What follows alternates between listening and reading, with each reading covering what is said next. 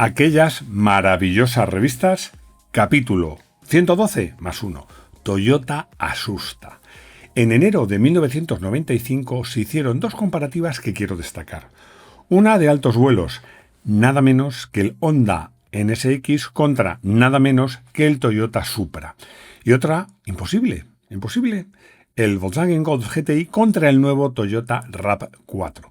¿Coches que no tienen nada que ver? Pues no te creas. Bienvenidos a los podcasts de los lunes de Garaje Hermético. En estos años, los japoneses ya hacían cosas muy notables, pero Toyota comenzaba a destacarse, comenzaba a mostrarse como la marca japonesa más fuerte, con una gama más amplia y probablemente con ideas nuevas.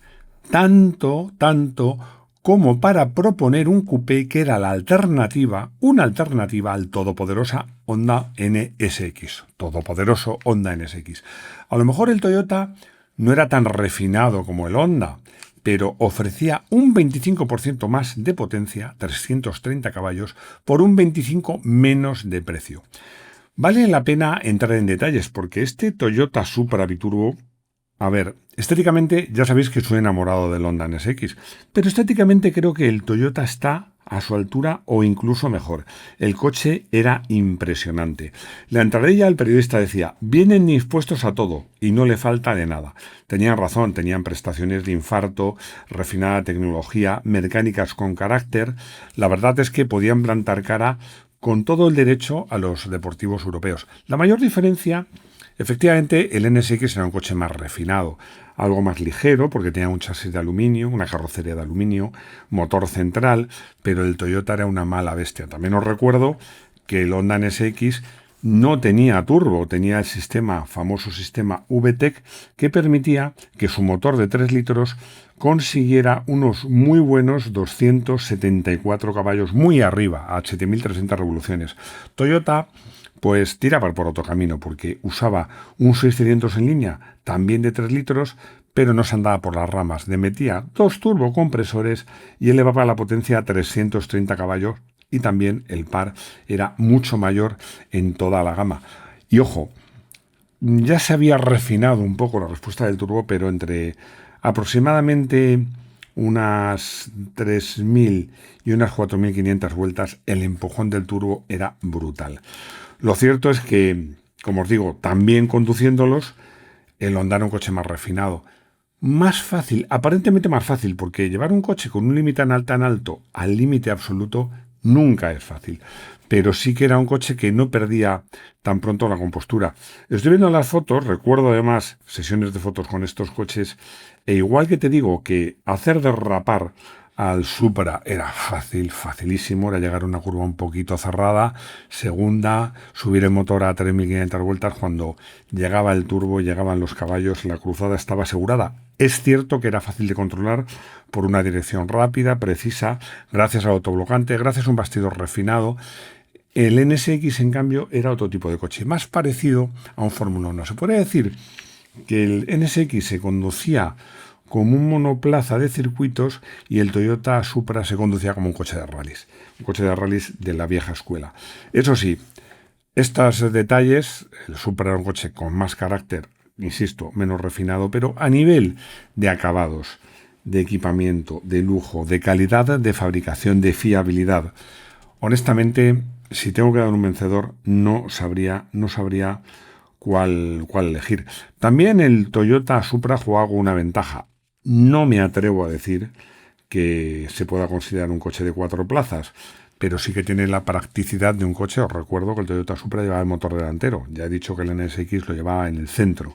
Eso permitía un maletero claramente mayor y unas plazas traseras que podían utilizar niños, adultos pequeños y sacrificados. No vale con una de las dos cosas. Si son grandes, no vale que sean sacrificados.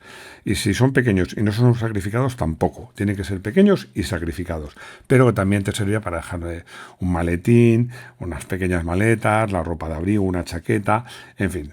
Yo, que soy usuario de biplazas, os digo que tener esas 2 plazas traseras pues ayuda mucho.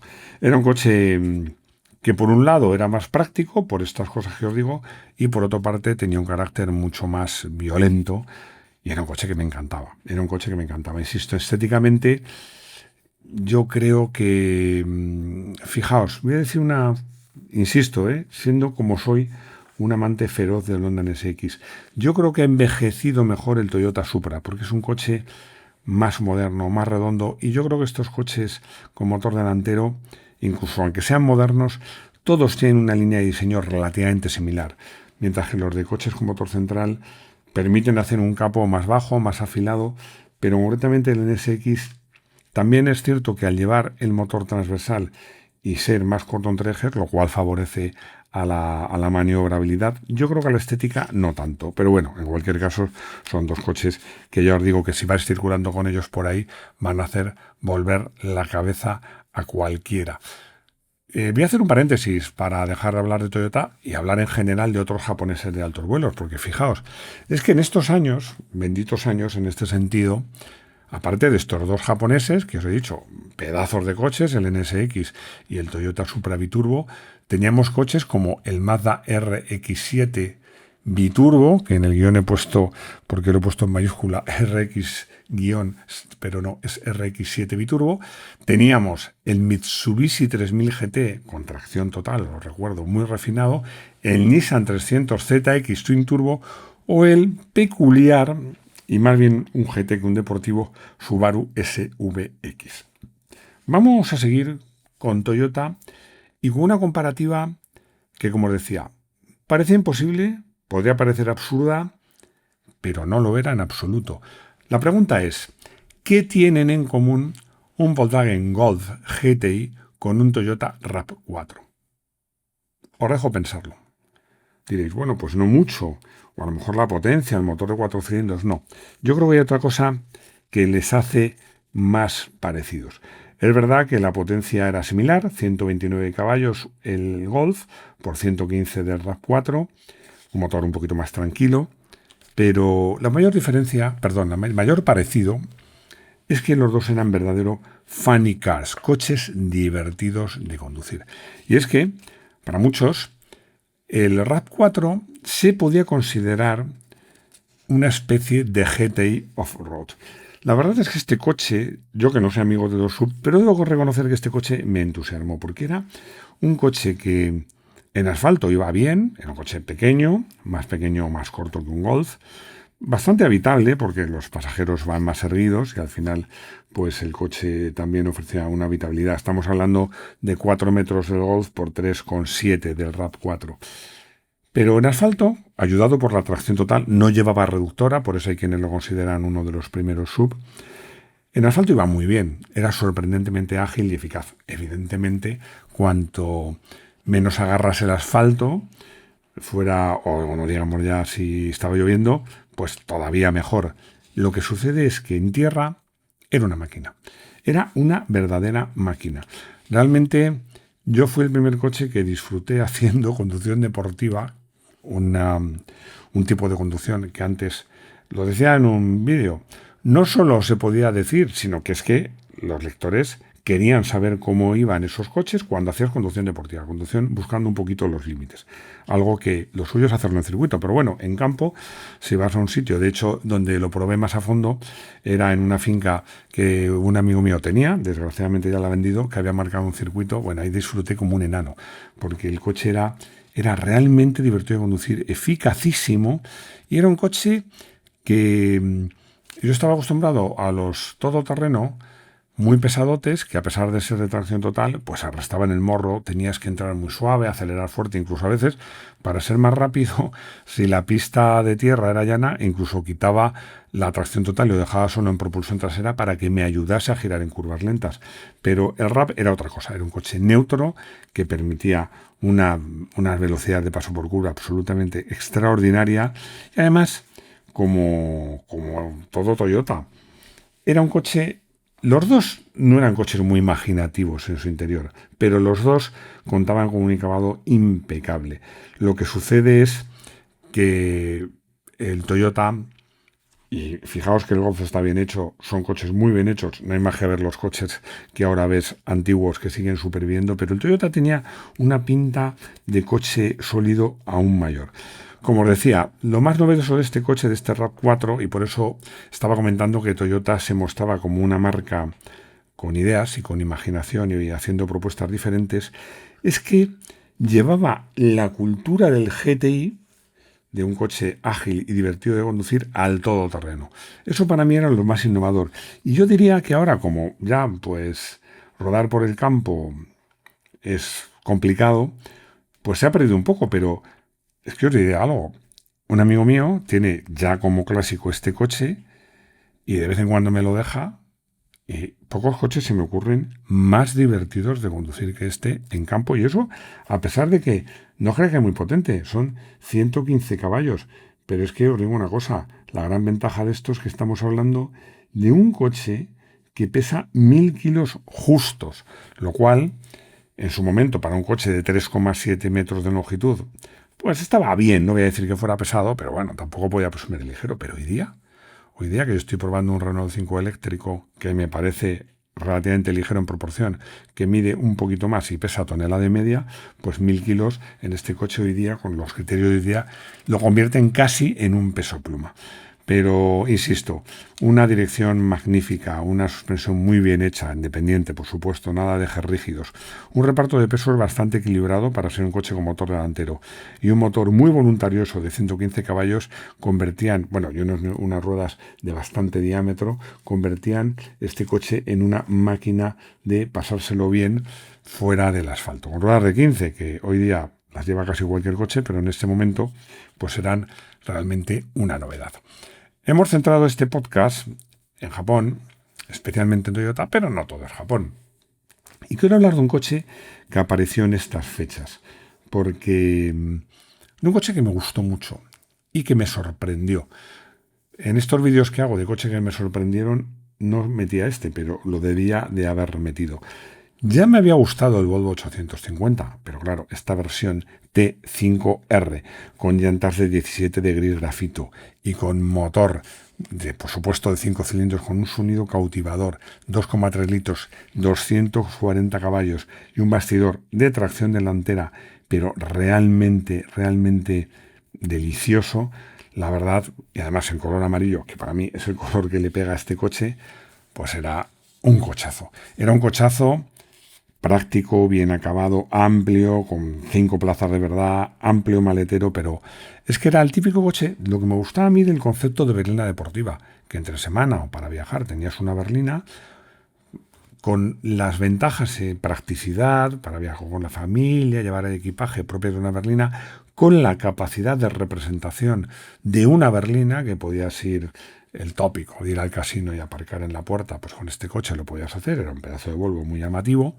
pero que luego te escapabas una tarde o por la noche, un fin de semana, a rodar por tus carreteras de curvas favoritas y te lo pasabas como un enano porque era un verdadero deportivo. El coche era una maravilla, a mí me encantó, me sorprendió. Seguro que algunos os estáis preguntando, era un coche grande de 4,7 metros de largo, pero que pesaba 1.440 kilos. Vuelvo a decir lo mismo, en su momento no destacaba ni por ligero ni por pesado. Hoy día destacaría por ligero. Llegamos al motor Sport, donde pues ya se daba noticia de que comenzaba el Dakar. Claro, es la revista de enero del 95, que se cierra pues a finales de diciembre del 94, con lo cual el Dakar se iba a disputar ese mes de enero y lo que sí se comentaba eran los equipos participantes, bueno, y todo hacía prever que Citroën iba a arrasar. Eso ya lo contaremos en el próximo podcast. Pero sí se contaba el cierre, en diciembre de 1974, y en el Rally RAC de Inglaterra, del Mundial de Rallys, con la victoria del piloto francés, victoria merecidísima en el Mundial, de Didier Auriol. Bueno, Sainz fue subcampeón a una cierta distancia y Didier era su primer Mundial. La verdad es que era un piloto que se lo merecía porque realmente no había mucha gente que creyera en él. Y él sí creyó en él, creyó en que tenía opciones y bueno, creyó él y creyó, este vídeo estamos hablando de Toyota y cuando ya estaban los Ford ahí pegándole fuerte con sus Escort Cosworth, pues todavía seguía los Toyota dando guerra, pero mucha guerra. Tanta guerra como que ganaron el Mundial. No hemos acabado porque cuando hay cosas de slot destacables me gusta contarlas. Y es que el slot había pasado una etapa un poquito dormida, pero en estos años también es cierto que la llegada de los Reyes Magos y de los regalos de Navidad siempre son un acicate, pero había sufrido un renacimiento. Además, surgían coches en categorías donde no las había habido antes. Había dos categorías que estaban un poco huérfanas en el slot, que era el DTM y que era el Mundial de Turismos.